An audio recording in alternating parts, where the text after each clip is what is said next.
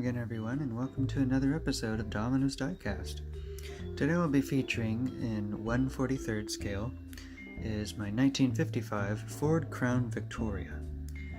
Undoubtedly, for 1955, this was Ford's cream of the crop, you could say. It was their most expensive model, their most heavily styled, and most famous of that model year. They did remake a Victoria in '56, but ultimately it was renamed to the Fairlane, and that's what dominated the year of '56. This car was only made 1 year, and only in this style for 1 year, ever, and that was in '55. The Crown Victoria was named after Queen Victoria, and you can see right here, displayed on the side, Crown Victoria, as well as the large Ford symbol right there above the very beautifully sleek chrome piece that ran all the way down the car. There are several notable things that made this car unique for its time, and one of them is the large skylight, the see-through top. Now, as you can tell, this piece of glass is tinted, because that's how it originally was. It was almost a completely glass roof. When they first designed this car, they wanted to have the entire top be made of glass, and I think they ultimately decided that that probably would have been not only dangerous if the car flipped over, but they couldn't quite design it correctly and it became a flaw, so they ultimately just kept it for the front seats, and the rear seats had a solid top.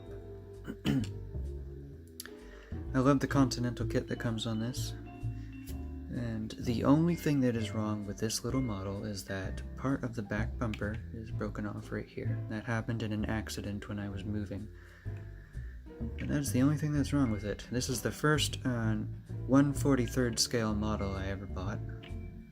I remember that very distinctly. I had always wanted a Crown Victoria in my collection, and they do make them in 1/18 scale, which I intend to get a few of them. But I found this one first and just ultimately bought it first. You can see on this spare wheel right there, the Ford symbol, the name. I actually, even though I've mentioned it before in previous videos, I really love large tail fins. I think the smaller tail fins suit this vehicle very well, because you have a design that starts large and bold near the front and then kind of mellows out and swoops longer toward the back, and it makes the car look longer and more sleek, and I think that's definitely a design genius. I love the large hood ornament too, right above the Ford symbol there. Very nicely designed bumper and white wall tires. This does not feature any opening parts, so I will try to let you look into the interior as much as I can. It's not too well detailed, but you can see some details in there. Turn around passengers, from the passenger to the driver's side, right there.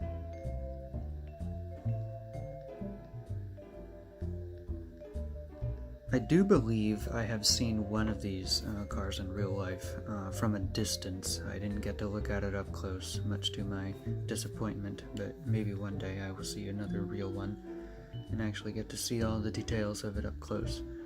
Very innovative car for its time, and very forward-thinking.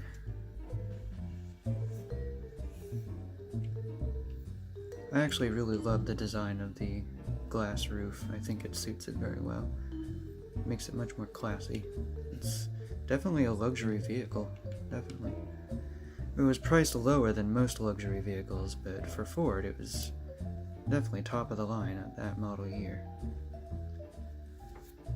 It's a car that's also featured in many films that are set in the 1950s, and once you see it, you know what it is, too.